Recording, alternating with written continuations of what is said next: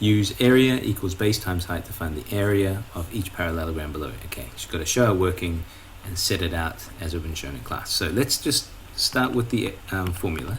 Area equals base times height. Now we have to go through the process of figuring out the base and the height.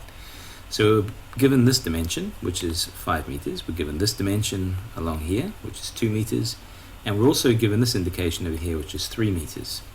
Now, we need to be able to identify the base and the height, and we know that the base and the height intersect at 90 degrees. Now, if we look at this side and this side, they do not intersect at 90 degrees. So we certainly won't be using both of those. If we look here, and we look here, not a very good line, I agree. There, slightly better. Look here, look. These guys, those two lines there, they definitely intersect at 90 degrees.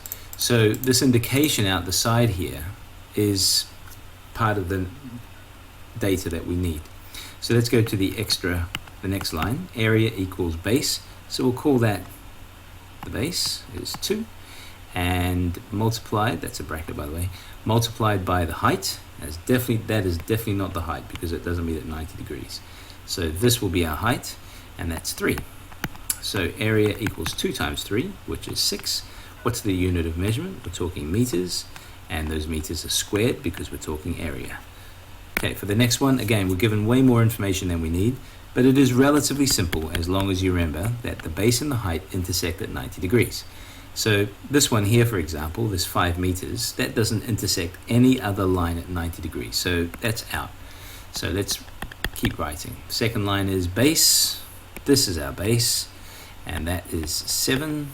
And here, 90 degrees there, is our height at 3. So the area is 7 times 3, and that's 21. What's the unit of measurement? Meters. We're talking area, so they are squared meters. And the final one, again, a little bit confusing to look at, but let's just start. Area equals base times height. This line, well, that doesn't intersect anything at 90 degrees, so I think that one might be out. Let's go for it. Area equals base, so let's use this as our base. Let's use this as our height.